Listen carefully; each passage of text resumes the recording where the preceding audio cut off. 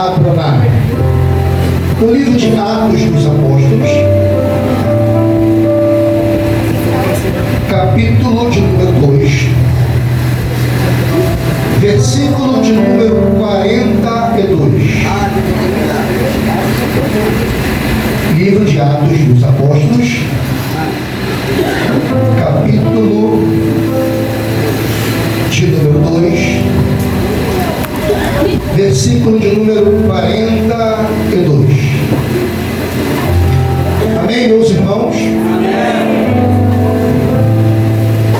Diz assim: e perseveravam na doutrina dos apóstolos, e na comunhão, e no partir do pão, e nas orações. Em cada alma havia temor, e muitas maravilhas e sinais se faziam pelos apóstolos. E todos que criam estavam juntos e tinham tudo em comum. Senhor nosso Deus e nosso Pai, te louvamos, meu Senhor, pela tua palavra. Te glorificamos, te exaltamos por mais uma oportunidade que o Senhor nos concede nesta noite, Senhor. Muito obrigado por tudo que o Senhor já fez neste lugar. Já te louvamos, já te adoramos, já apresentamos, meu Senhor, Pai e Pai. Agora queremos ouvir a tua voz, que eu possa ser o garçom para servir a tua igreja, e que a tua igreja saia da tua casa nesta noite alimentada, saia restaurada e avivada pelo poder da tua palavra. Porque, Senhor, na ótica natural eu não tenho nada, mas o Senhor tem algo para revelar para a tua igreja. Então nós choramos e te glorificamos no nome maravilhoso de Jesus. E você diz amém, amém e amém. Tome seu assento.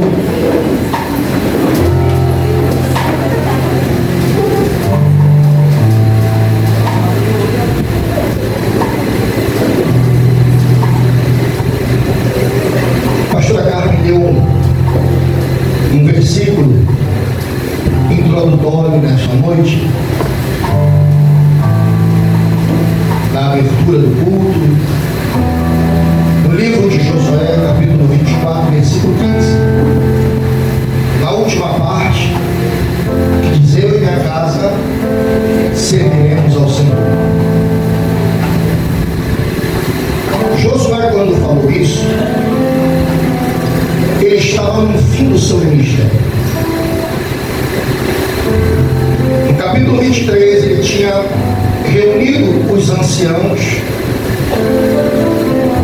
o povo, e tinha dado orientação a eles. Fala comigo assim: orientação. Todos nós precisamos de orientação. E chega no capítulo 24, ele faz outra reunião. E nessa reunião, ele veio orientando novamente, pois estava se findando os seus dias. E ele começa a dizer: olha, se vocês quiserem servir aos outros deuses, aqueles que os vossos pais serviram, além do rio, fiquem à vontade. Estou dando instruções para vocês, porque eu e minha casa serviremos ao Senhor. Ou seja, eu e minha casa, nós não vamos negar a fé naquele em quem nós cremos. A instrução que Josué estava dando para aquele povo. Quando Josué morre, entra o livro de Juízes. O livro de Juízes, se você analisá-lo, você vai entender que o povo vivia altos e baixos. Por quê? Quando se tinha um líder, o povo andava reto. Mas quando o líder morria, o povo se desviava. Mas antes disso tudo acontecer, Josué tinha dado instrução a eles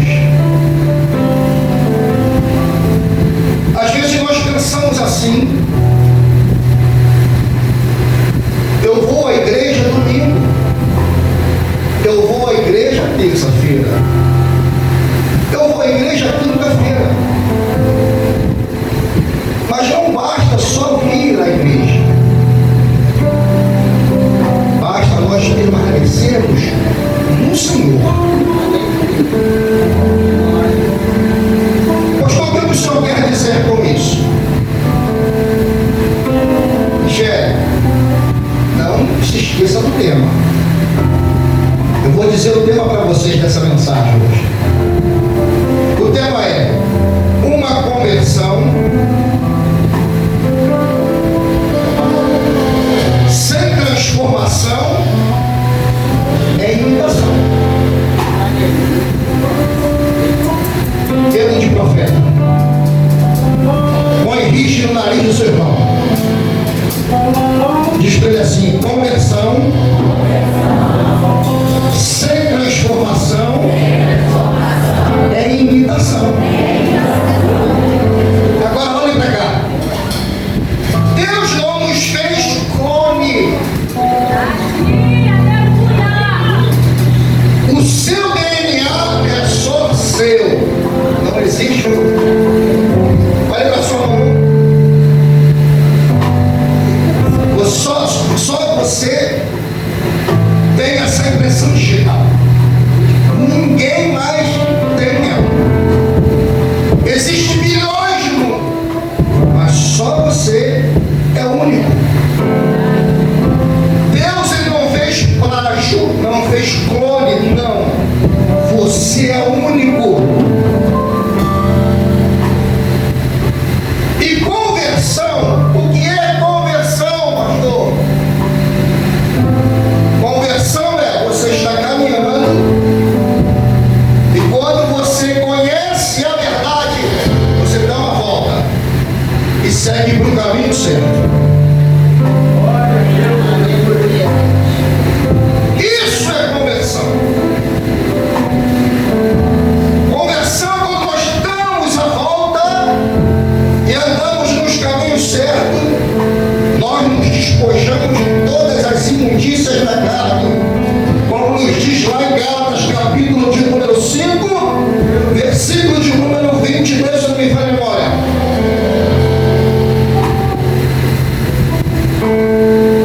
Conversão sem transformação.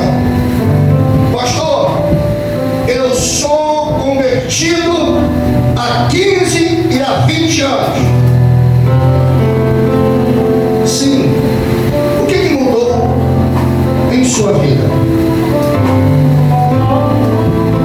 O que mudou na sua vida?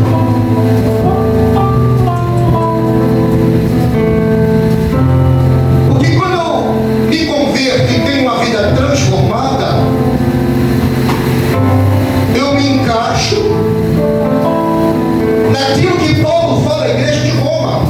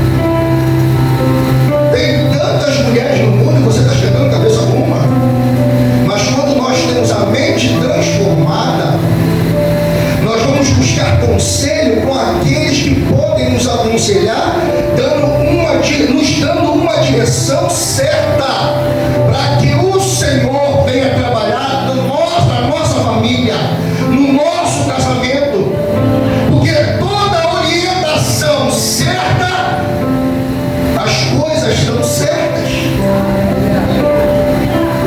Então, uma mente transformada, uma família transformada, um lar transformada, porque a palavra transformação aqui, ela significa metanoia, transformação, mudança de mente.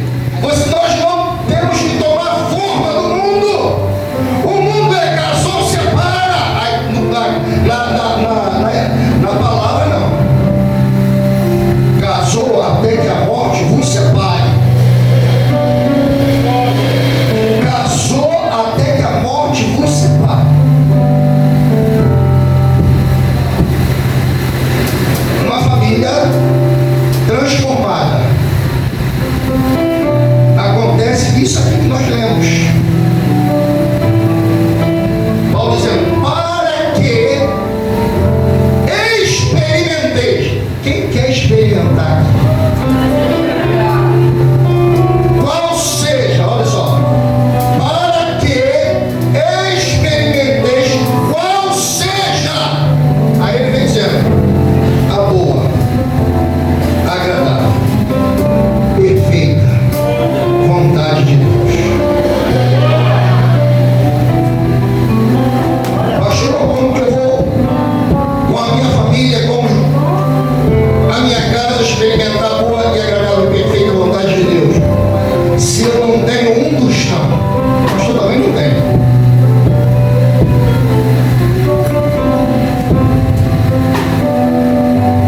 Não é o dinheiro. Pastor, só vai pregar sobre dinheiro? Não. O dinheiro, ele não é maldição. Como eu já ouvi de muitos dizerem, dinheiro é maldito. Dá para o pastor. Agora, a Bíblia diz que o amor ao dinheiro é a raiz de todos os males. O amor ao dinheiro. Estamos colocando o dinheiro acima de tudo. Quando nós estamos colocando dinheiro acima de tudo, nós não temos fé no Senhor para que possamos experimentar a boa, perfeita vontade de Deus. Então, quando eu olho para a igreja primitiva daquela época, que o nosso doutor Lucas, médico amado, que conhecia sobre toda a anatomia do corpo humano, quando ele escreve a um homem de posição chamado Teófilo, ele escreve por volta do ano 61 do primeiro século, na era apostólica, depois de Cristo. E quando ele escreve para a igreja, quando nós olhamos no capítulo 1, ele vem narrando que Jesus, antes de ser assunto aos céus, ele fica 40 dias dando instruções aos seus discípulos. Olha, novamente eu falando sobre instrução. Jesus, ele estava dando instrução aos seus discípulos. E começou a falar coisas para eles, que eles diziam assim: mestre, quando se sucederá isso?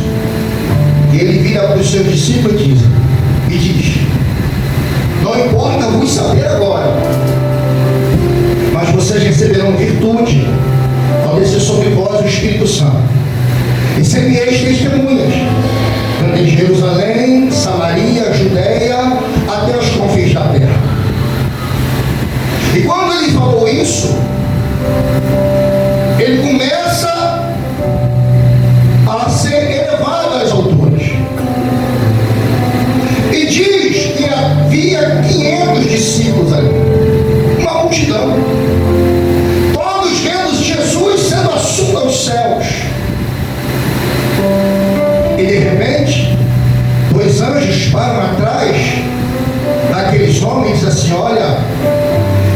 Jesus que vocês estão vendo ir, um dia voltará. E eu creio que um dia ele vai voltar. Quando ele voltar agora, é para buscar a sua igreja, que é lavada e remida pelo seu sangue. Mas o interessante, eu gosto muito dessa passagem, que quando ele está sendo elevado aos céus e a nuvem o oculta, ele para diante dos portões celestiais. Aí a narrativa não é minha, aí a narrativa é do Salmo de número 24. E quando ele para diante das cidades celestiais, ou melhor, celestial, os anjos que estão com ele dizem assim: levantai, ó porta, as vossas cabeças, para que entre o Rei da Glória. Os anjos que estão do lado de dentro da cidade perguntam: quem é o Rei da Glória? Os anjos de fora respondem: o Senhor dos exércitos, poderoso na batalha. Ele é o Rei da Glória.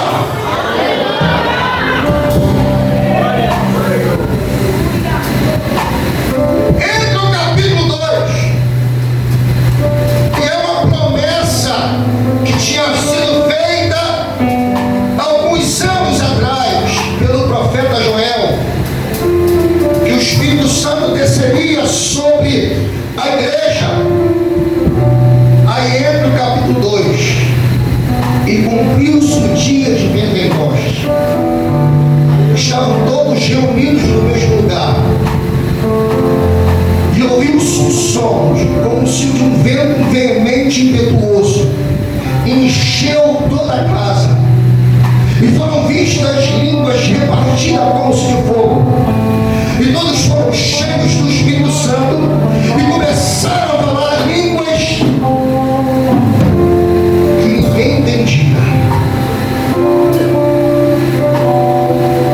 A promessa que o Senhor tinha feito, ela se cumpriu. O irmão que está do salvo fala assim: a promessa ainda está de pé. A promessa ainda está de pé ainda. O único que pode parar e retroceder a promessa nas nossas vidas somos nós mesmos. Ninguém tem o poder de dizer: eu paro, eu te queimo, você não vai mais prosseguir. Não! Se Deus te chamou para uma grande obra, não tem Herodes, não tem Nabucodonosor, não tem Faraó que para uma chamada de um homem e de uma mulher, daquele que Deus levanta. Se eu fosse olhar há 35 anos atrás, nós não estaríamos aqui hoje. Porque disseram para mim: para, não vai dar certo, a igreja está vazia, deixa aquilo lá, você está sofrendo. Mas eu glorifico ao Senhor, porque eu olhei para o alto, eu não estou consumador da minha fé. Não pare no meio do caminho. Não dê ouvido às palavras que vão fazer você retroceder.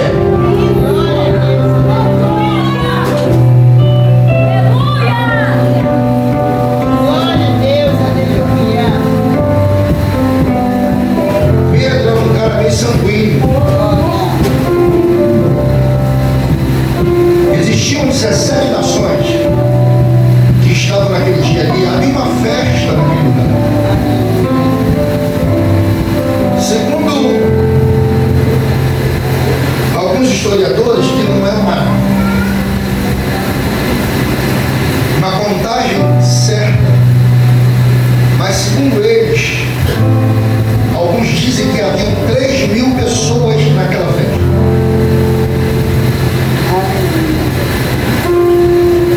Mas só 120 estavam dentro do cenário, porque 380 foram embora. E os 120 receberam. Agora imagine 120 discípulos dentro do cenário e lá fora tendo uma festa.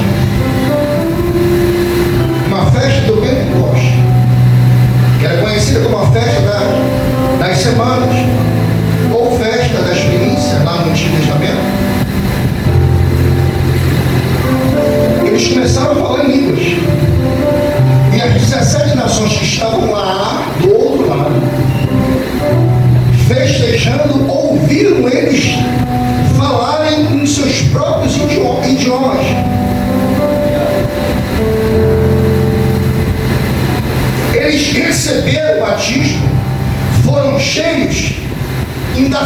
línguas que não conheciam.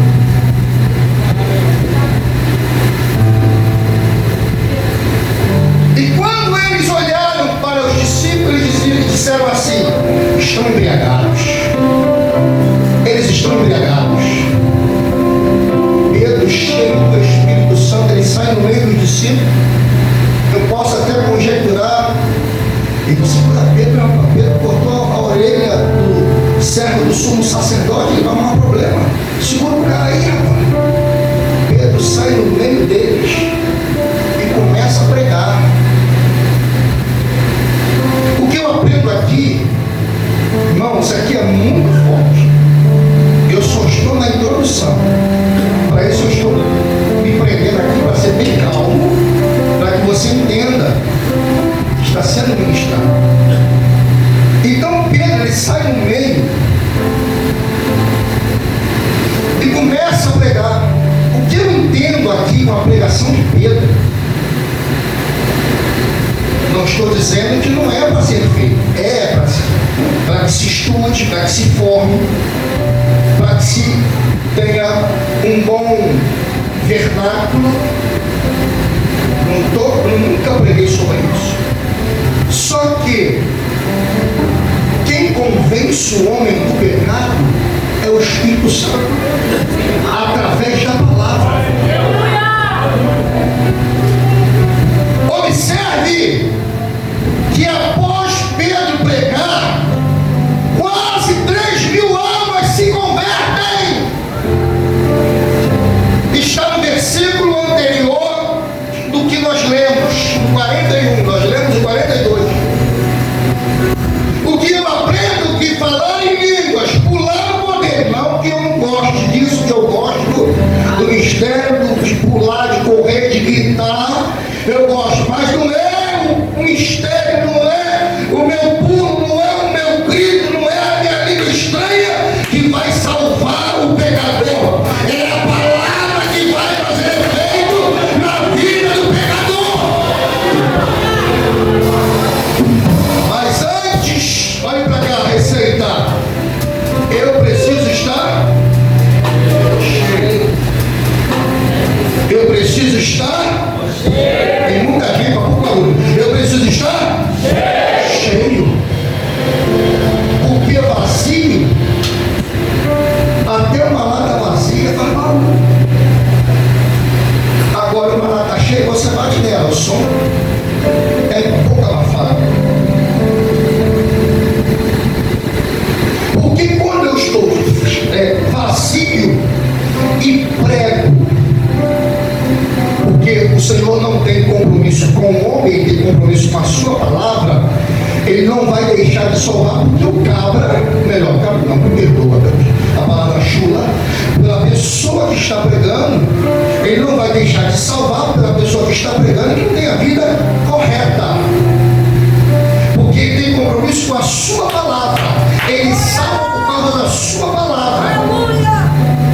Mas olha para cá, olha para cá, o crente vazio, quando ele prega e Deus salva, a glória é para ele. Ele fala: eu preguei, eu tantas almas vi voltar aqui, porque eu preguei.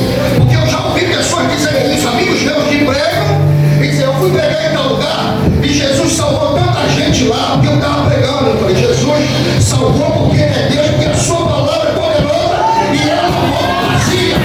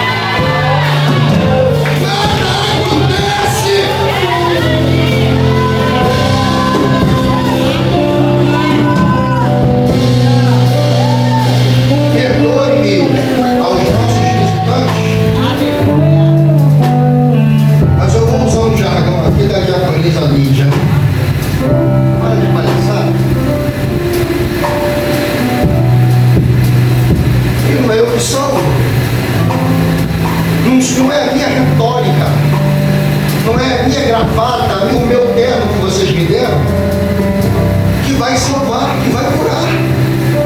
Nós, como pregadores, precisamos entender que quando nós assumimos a tribuna, nós estamos à disposição do Espírito Santo para nos usar, revelar a palavra para que você seja abençoado.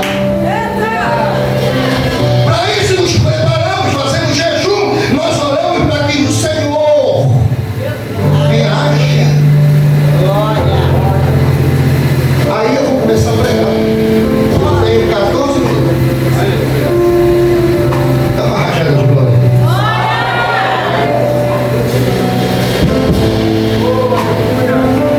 Depois que Jesus usa Pedro para salvar 3.000 almas, entra o versículo 42. E perseveravam na doutrina dos apóstolos e na comunhão e no partir do pão e nas orações. Irmãos, às vezes perseverar é chato, dói, sangra. Porque nós oramos e nós clamamos a um Deus que nós não vemos. A um Deus que não está preso no madeiro. A cruz está vazia. Ele ressuscitou. E quando Lucas começa a dizer aqui que eles perseveravam, a palavra perseverar, ela significa ficar embaixo, estar paciente, estar com os pés no chão, não retroceder. Isso é perseverar. Estar com os pés firmes no chão. Não retroceda. Avance. Olha para o alvo. Foi o que Paulo estava dizendo. Olha para o alvo. Quem tem sido o seu alvo? Porque quando nós que somos sacerdotes e sacerdotisas de nossa casa, quando nós deixamos de perseverar e tomamos decisões fora da presença, ou melhor, sem a direção de Deus, os meus padecem também. Tem um exemplo bíblico. Nós temos Jonas. Deus deu uma ordem para Jonas e para Nínive. E ele foi para Tarsis. Entrou dentro do navio, na embarcação. Quando chegou em alto mar, diz a Bíblia, no capítulo 1 do livro de Jonas, que Deus mandou uma tempestade. Não foi o diabo. Porque tudo nós colocamos, é o diabo. É o diabo. Ele fica sentado. Não estou fazendo nada. É ele mesmo ou ela mesmo que estão enroladas. Porque o diabo não pega o teu cartão e você ganha 3.000 e passa 6.000.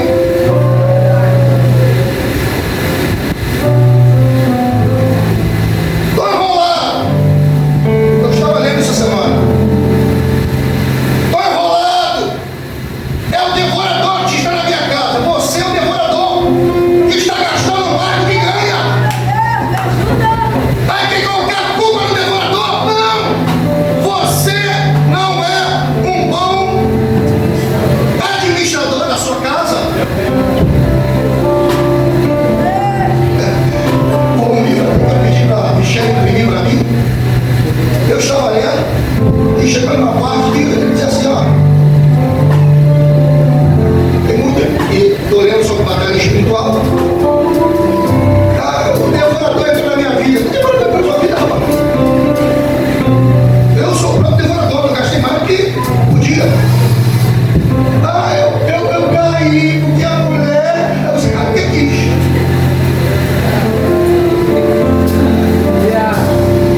Você fez o que não devia que eu quis. Porque eu só faço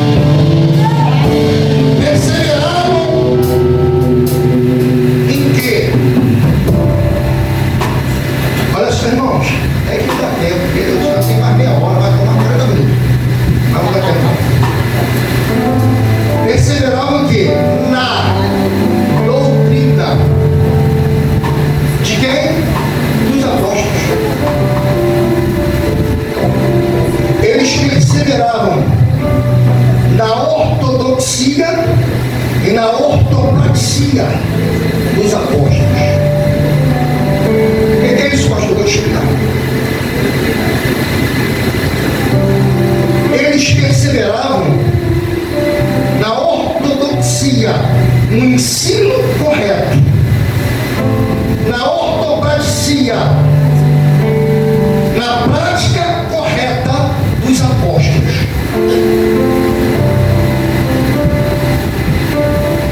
Eles perseveravam na doutrina dos apóstolos. Sabe por que muita gente hoje em dia está vivendo uma vida que nada acontece, nem a boa, nem a perfeita, nem a agradável vontade de Deus? Porque estão perseverando em doutrinas de pessoas que dão conselhos errados. Quando eu abro a minha Bíblia, no livro de, ou melhor, na Epístola de Paulo a Timóteo, Timóteo é um jovem pastor da igreja de Éfeso. Quando eu abro a minha Bíblia, Paulo está instruindo a Timóteo. No capítulo 4, versículo 1, dizendo: o Espírito expressadamente diz que nos últimos dias apostatarão alguns da fé, dando ouvidos a espíritos enganadores e a entrando em doutrinas de demônio. Últimos dias. Estamos vivendo os últimos dias. A qualquer momento Jesus vai buscar sua noiva. Os últimos dias estamos vivendo. Os acontecimentos estão aí. O chip está sendo implantado. A reunião para uma moeda só do mundo inteiro já está sendo convocada, já está sendo elaborada. Nação contra nação. A guerra da Rússia com a Ucrânia já está em 3 anos. Os países que estão todos aflitos, China, Estados Unidos, os países europeus, que falam lá em Daniel sobre a pedra que caiu sobre os pés das 10 nações. O que é isso? São os indícios da volta de Jesus. E a igreja está dormindo. Está na hora de acordar, porque Jesus está voltando. Essa é a doutrina dos apóstolos. Persevera.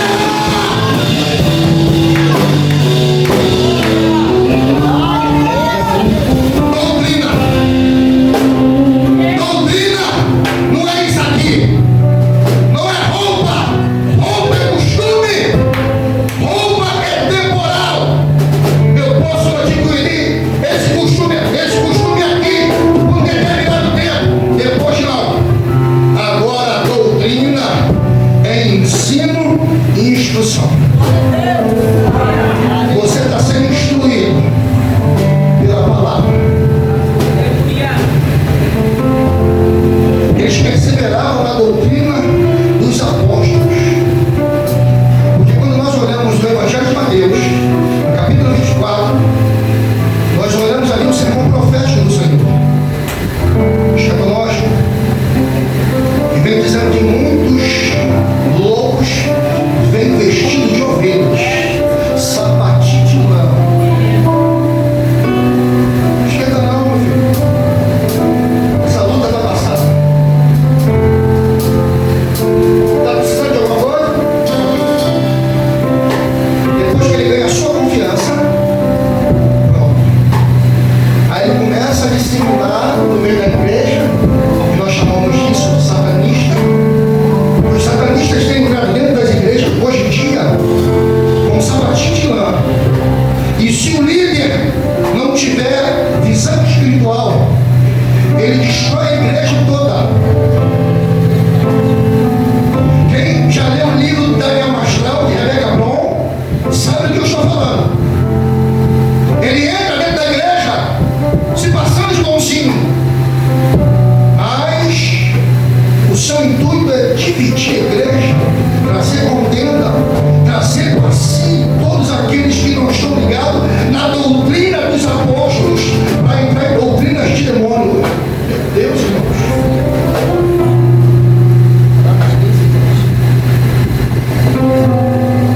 Na doutrina dos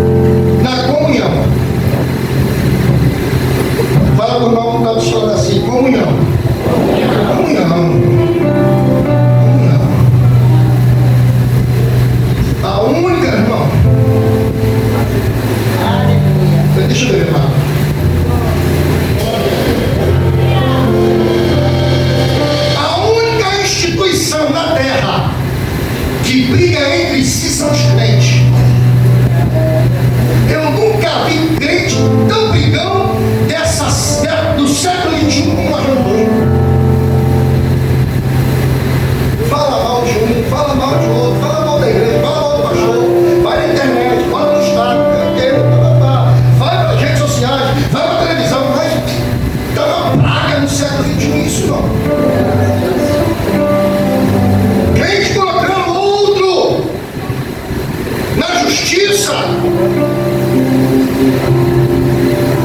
Irmão colocar irmão na justiça.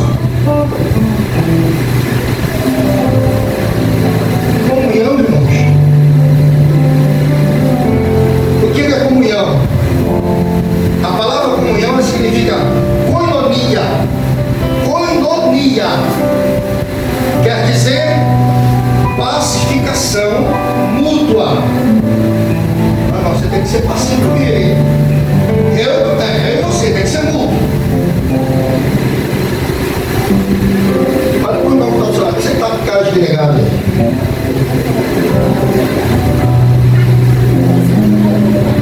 Sorri para ele. Comunhão. Koinonia. Participação mútua. Harmonia. União de pessoas. Aí, como nós vamos ver aqui em 1 João, rapaz, João, esse cara aqui era conhecido como apóstolo do amor. Mas olha o que ele fala aqui. Se esse aqui é o apóstolo do amor, é Jesus de Nazaré. João capítulo 1. Eu não vou nem ler os outros versículos, que são pesados. João capítulo 1, versículo 7. Mas se andarmos na luz. Jesus disse assim: eu sou a luz do mundo. Se andarmos em Cristo, preste atenção que eu estou instruindo você. João está dizendo assim: mas se andarmos se andarmos na luz, vírgula, como Ele na luz está, temos comunhão uns com os outros, e o sangue de Jesus Cristo nos purifica de todo pecado. Agora quem anda em trevas, se prepare com a luta de boxe. Quem anda na luz, como Ele está na luz, e Ele é a luz, temos comunhão uns com os outros. Porque a luz não combina com as trevas. Trevas é escuridão, luz traz claridade. O que é claridade? Claridade é quando você começa a conhecer a palavra, começa a ter entendimento da palavra. Quando está em trevas, não conhece nada. Anda a mente entenebrecida.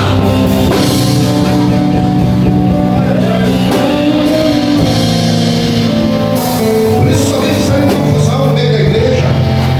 Porque uns estão em luz, outros estão em trevas. E a luz não combina com as trevas. Luz é palavra. Salmo 119, verso 105. Lâmpada para os meus pés é a tua palavra e luz para o meu caminho.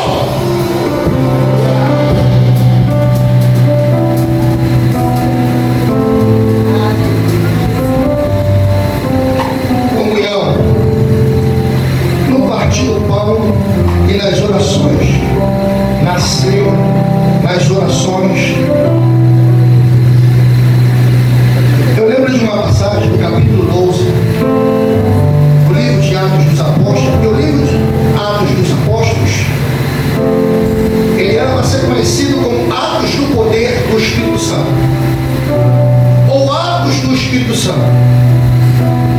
Segundo alguns teólogos nos traz isso. Então, quando eu olho Atos 12, Pedro está preso às correntes. Você sabe o que a igreja estava fazendo?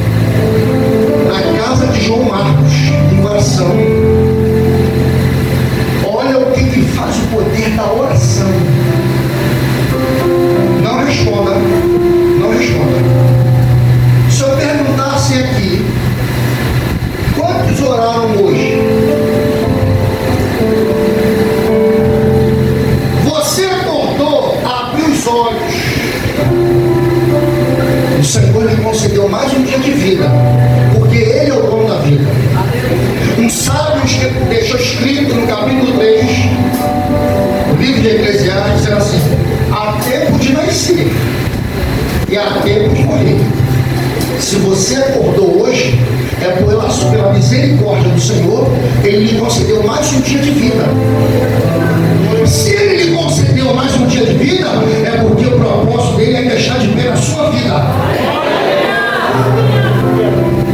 Porque se Ele não quisesse, Ele faria o que fez aqui. A missionária terminou de orar, saiu, não tinha mais valor para ele aqui na terra. Tinha um lugar melhor para ele lá em cima. O Senhor recolheu, mas você está com vida, está cheio de saúde, está ainda hoje aqui nessa igreja,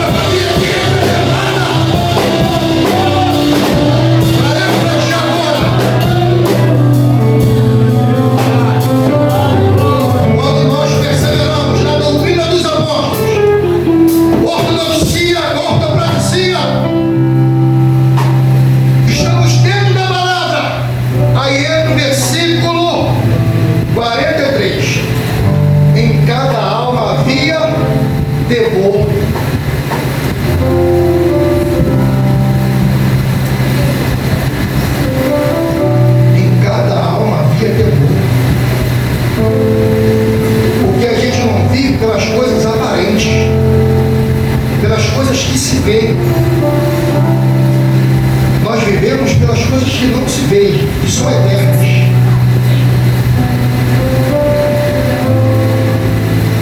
Isso que você está passando é uma leve e momentânea tribulação. Só leve, para você possa estar pesado. Mas o Senhor, a cruz de Cristo não é pesada, porque Ele não nos dá nada que nós não possamos carregar. Se você está passando pela situação que está passando hoje, Deus não dorme e não dormita. Salmo 21. Ele não tosquinejará. A palavra tosquinejará, ela significa cochilo, ele não cochila. Ele não dorme. Então Ele sabe da sua vida. Ele sabe do que você está passando. A única coisa que Ele falou para Josué foi o seguinte: ó, seja forte e corajoso. Seja forte e corajoso. Fala para o irmão do lado assim, ó, deixa de ser frouxo, não. Deixa de ser frouxo. Para de chorar. Para de se fazer de vítima. Porque queremos nos vitimizar. Quem vem me visitar?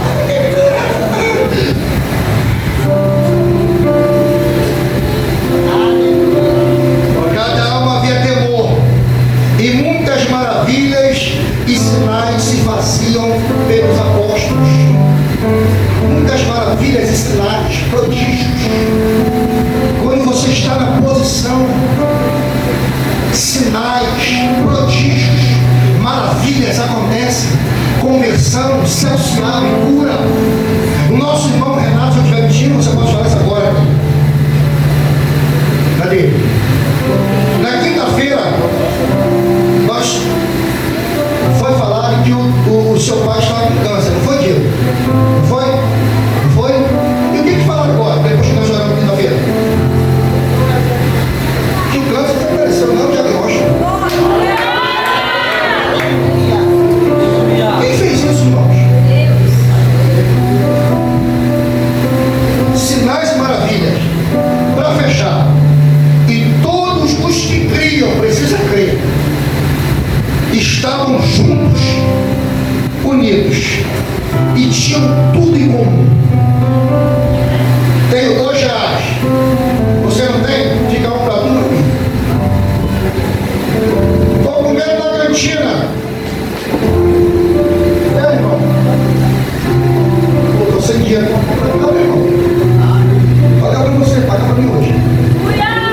Você é profeta na sua vida. Olha. Vou ficar, ó, quando eu chegar na cantina aqui, deixa eu pagar com o pastor. Vai ter uma semana. Brincadeira, irmão. Pelo amor de Deus. Ó, tá gravando, mas não é nada disso. Todos que criam estavam juntos e tinham tudo em comum. É necessário que nós creiamos. É necessário que nós tenhamos fé no nosso Senhor e Salvador Jesus Cristo.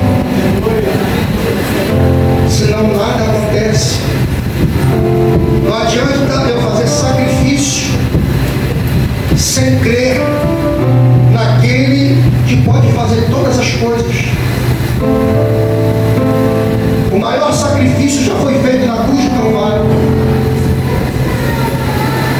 que foi Cristo morrendo na cruz do Calvário por nós, para que hoje nós tivéssemos vida e vida em abundância. Nessa noite eu quero fazer um convite a você. Dentro desse recinto, eu quero saber se tem alguém aqui que quer retornar os caminhos do Senhor. Eu quero saber se tem alguém aqui que quer entregar a sua vida para Jesus. Convido a você a se colocar de pé. E se você tomar essa decisão, eu quero convidar que você venha à frente. Estaremos orando por você. Em nome de Jesus. Hoje um culto que vai ficar marcado na história